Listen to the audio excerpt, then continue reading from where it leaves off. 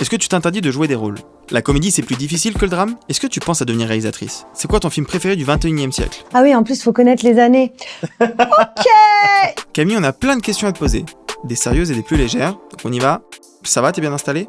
Ouais, c'est un peu Basic Instinct, mais ok. J'avais une première question. Est-ce que de manière générale, tu as un petit truc, un petit gimmick, une astuce qui est propre à toi pour mieux apprendre ton texte, qui t'aide? Ouais, je marche. C'est-à-dire? J'aime bien, il y a quelqu'un avec qui j'aime beaucoup travailler, en amont, un peu décortiquer les scénarios. Et le fait de marcher, et là je devais apprendre mon texte de théâtre où j'avais 40 pages d'un roman à apprendre.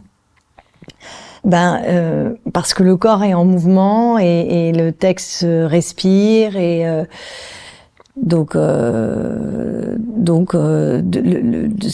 c'est beaucoup plus facile pour moi que de rester immobile face à mon texte. Du coup, tu marches avec ton texte? Oui, en fait, ça fait, tu lis, voilà. Après, voilà, je parle seule, mais bon, on voit que j'ai un texte, donc je pense que ça va, sur la santé mentale. Mais oui, je baragouine, quoi. Enfin, je grommelle. C'est un exercice difficile pour toi d'ailleurs, apprendre le texte, ou c'est facile pour toi? Alors là, je parle surtout du théâtre là, parce que j'avais pas le cinéma jusqu'à présent, mais je pense à Kate Winslet dans Tar, ce moment derrière cette ouverture, le son magistral de jeu, exceptionnel, extraordinaire. C'est la dernière claque, par exemple, que j'ai prise d'interprétation, vraiment magistrale. Je me permets, Kate Blanchett. Non, mais moi, c'est Kate... T'as dit Kate Winslet. Ah merde, c'est un peu... Oh, tu confonds les deux depuis tout à l'heure. Je me permets de te reprendre là-dessus.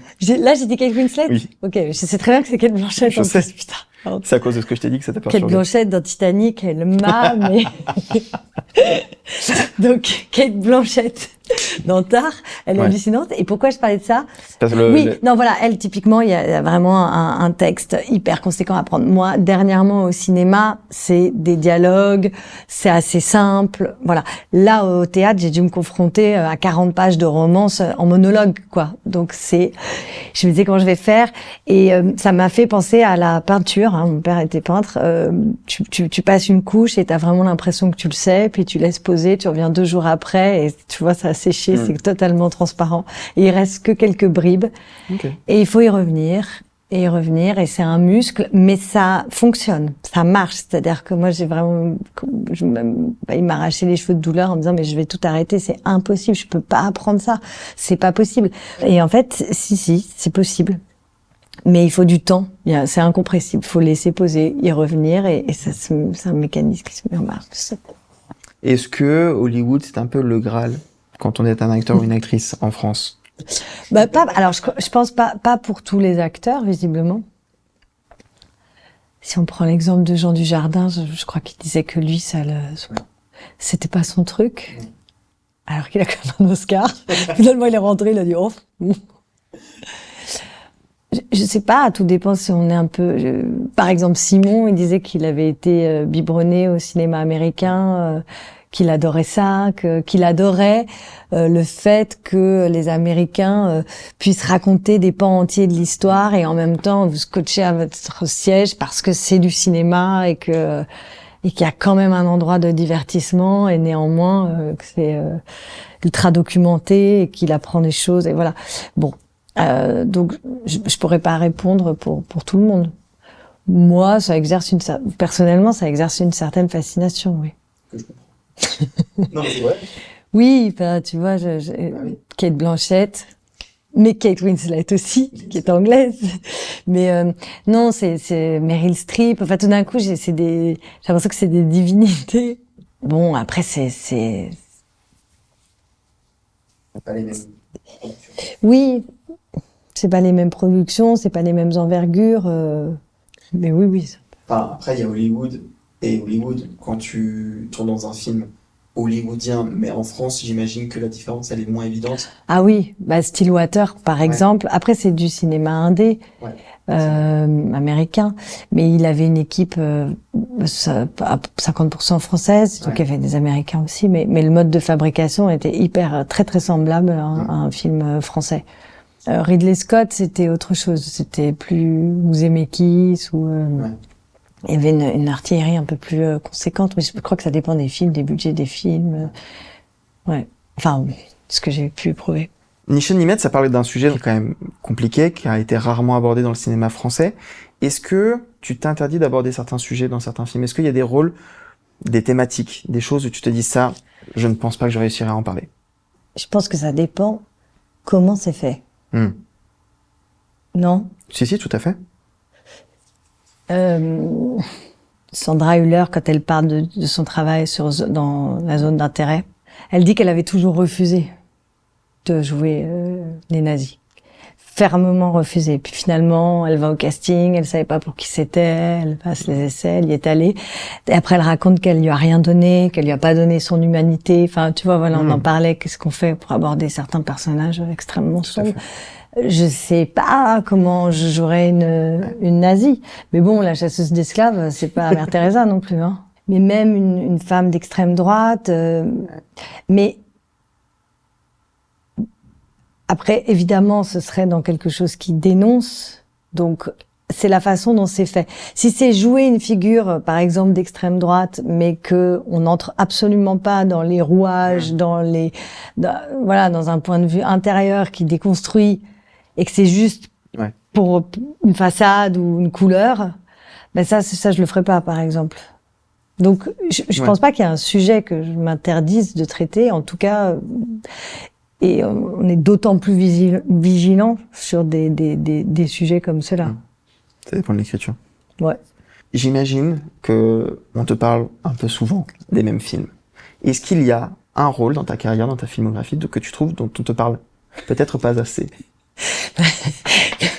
Tu peux avoir peut-être des rôles où tu te dis, bon, les gens sont passés et pas été. Non, mais après c'est le jeu, hein, tu vois, de pas forcément toucher ou pas comme tu l'espérais mais je pense quand même que il y a des films qui restent et des films qui marquent moins.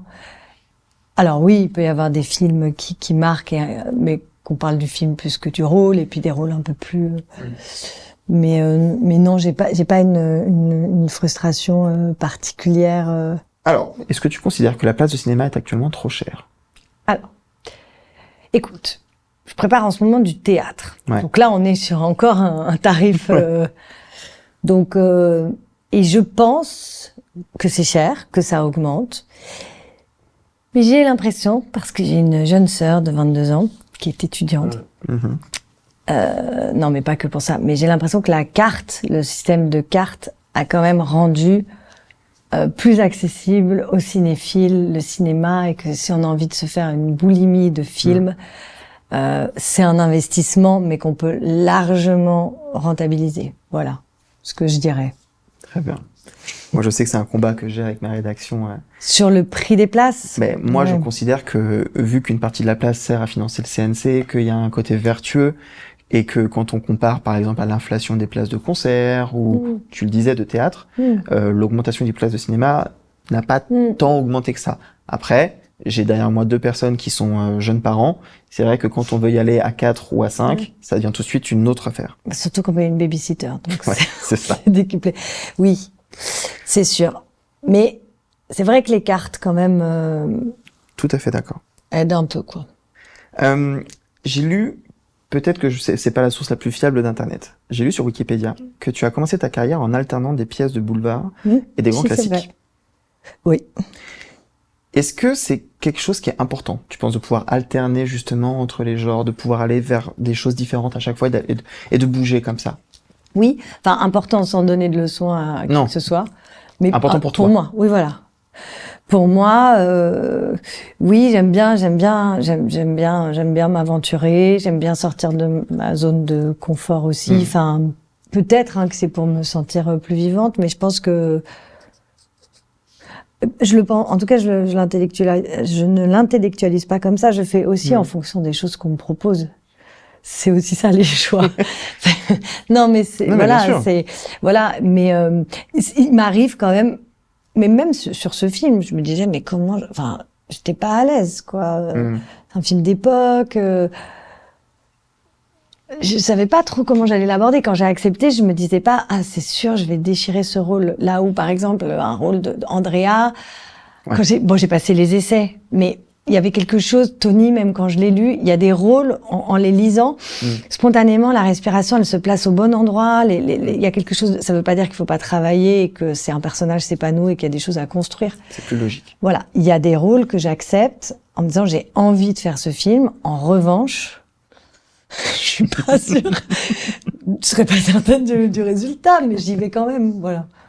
Et oui, j'ai envie il y a pas de genre qui m'indispose ou voilà. Après, on en revient toujours à la façon dont c'est fait.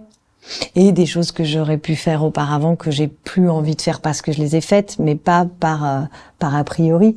Et ça, on peut y revenir. Donc, Et pour rebondir sur cette question, on entend souvent des comédiens, et surtout des comédiens qui viennent du monde de l'humour, dire que la comédie, c'est plus difficile que le drame. Est-ce que tu es d'accord, toi, ou pas? Pas pour moi, je pense. Non, c'est vrai. Je pense que pour moi, c'est plus difficile je sais que j'ai une fascination pour des comédiennes qui peuvent passer d'une émotion à l'autre en quelques secondes et qui arrivent à aller puiser très profond, qui peuvent convoquer les larmes, qui peuvent voilà, j'ai beaucoup d'admiration pour cette corde. Spontanément, moi, j'ai une nature, je pense, qui est sensible à la comédie, l'oreille ou un rapport au rythme aussi. Ce qui veut pas dire que c'est pas sincère, au contraire, justement, moi, j'aime bien les comédies j'aime bien dans la comédie que les personnages soient pris dans un drame, mais qu'il y ait cette petite distance qui fait qu'on peut en rire. Voilà. Non, mais le drame pur est plus difficile pour toi. Pour moi, oui. Est-ce que les prix, ça te fait quelque chose?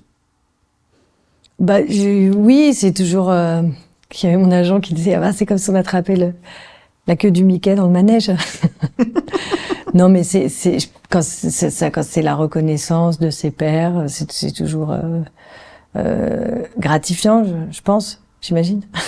Qui sont les personnes qui t'ont le plus impressionné? Non, mais quand j'ai croisé Meryl Streep à Cannes, ça m'a pas mal impressionné, mais Sigourney Weaver aussi. Toutes ces femmes, ces divinités, ça m'impressionne. Quel serait, alors qu'on s'approche au quart de siècle, ton film préféré du XXIe siècle? Elle est trop dure, cette question. Mais je vais répondre la leçon de piano. 93. Ah, et alors, tu veux du 21e siècle. Ah, attends, mais à partir des années 2000. Ah putain. Ah oui, en plus, faut connaître les années. Ok. Eh bien, je crois qu'il va arrêter de faire des films. Je dirais donc, moi, Daniel Blake. Très bonne réponse. De manière générale, dans ta carrière, quels ont été les rôles, les tournages, les films ou séries qui ont été les plus difficiles à tourner pour toi? Je trouve toujours ça, je trouve toujours ça difficile. C'est toujours le début où je pars à chaque fois en début de scénario et j'ai toujours l'impression que j'y arriverai pas. D'accord. Les premiers jours de tournage sont toujours difficiles parce qu'il y a toujours ce moment où je sens que je fais pas encore corps avec le personnage, qu'il y a la tête qui a envie d'y aller, mais que le corps est encore... Okay. Voilà, donc il y a toujours quelques jours, en fait. C'est pour ça que j'aime bien quand les tournages commencent pas par le début, parce que j'aime bien justement tourner les débuts de film vers la fin, parce que ça y est, j'ai à peu près pu atteindre ce que je cherchais. Donc, je trouve ça important que quand le film commence, justement, le personnage soit déjà bien présent. Voilà, bon, c'est vrai que je préfère ne pas tourner les scènes importantes dès le début, mais ça, je pense que c'est assez commun pour les acteurs. Et sinon, il y a plein qu'est-ce qui aurait été très difficile. Honnêtement, là, je viens de faire un film en Arménie, c'était pas évident. C'était très dépaysant, très loin, assez long, et loin de ma famille aussi, de mes enfants. Donc ça, c'était d'un point de vue personnel, en fait, ça a été pendant que la France, tout partait, c'était en juin-juillet, tout partait à volo. Et voilà. Mais après, c'était pas tellement les conditions étaient assez spartiates, mais c'était pas Après, parfois, je vais avoir très peur, très, très intimidée. Mais là, Madame la Victoire, oui, je savais pas comment j'allais pouvoir rentrer dans cette tête. Dans Ni chat ni maître, tu joues un personnage qui est, on va dire, plutôt un méchant dans les archétypes des personnages de cinéma. C'est pas un type de personnage qu'on a l'habitude de voir dans ta carrière. Est-ce que c'est plus difficile d'approcher ce genre de rôle? En tout cas, en fait, j'avais envie de faire le film parce que j'aimais le scénario, j'aimais beaucoup la façon dont Simon en parlait, donc j'avais très envie de collaborer avec lui. C'est un premier film. Et le fait que ce soit le premier film français qui relate, qui parle justement de cet épisode historique français sur l'esclavage et l'esclavagisme à l'île Maurice, ça m'intéressait vraiment de participer au film. En revanche, c'est vrai que je savais pas tellement comment j'allais interpréter ce personnage, et assez vite finalement je me suis demandé comment j'allais prendre du plaisir, quel plaisir on peut ressentir à jouer ce rôle-là.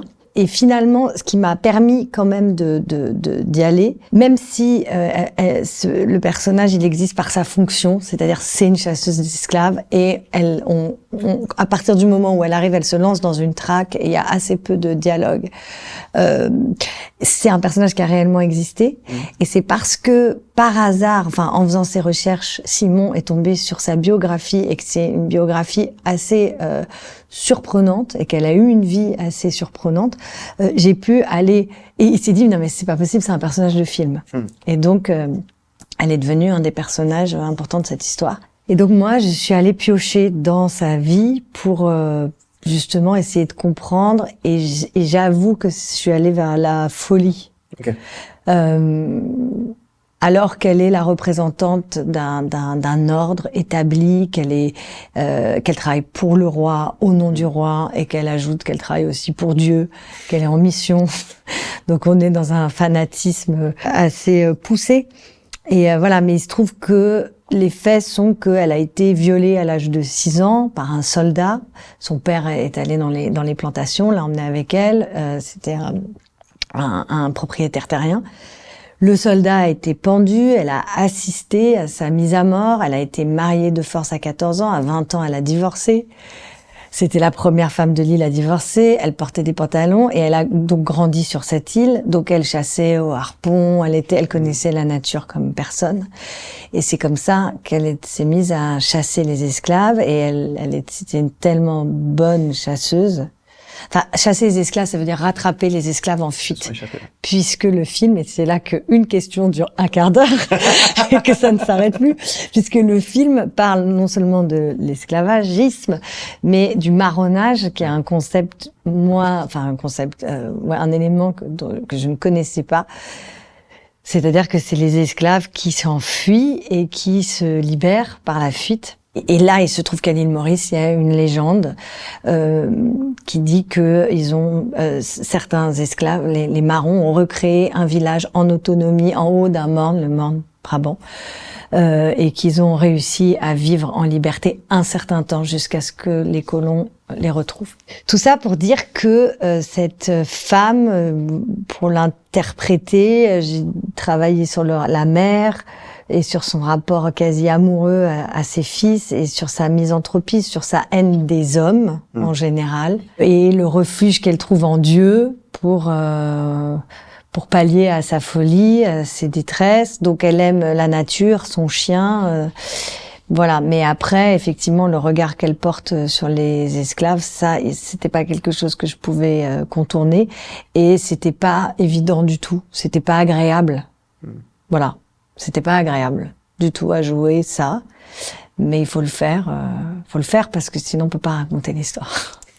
Est-ce que tu commences à avoir cette idée qui germe en toi de peut-être un jour passer vraiment derrière la caméra, réaliser un film, ou... J'imagine le plaisir, la joie, que ça peut être. Voilà. Après, je m'en sens pas aujourd'hui capable, mais peut-être qu'un jour ça viendra. En tout cas, je peux comprendre pourquoi ça doit être vraiment très...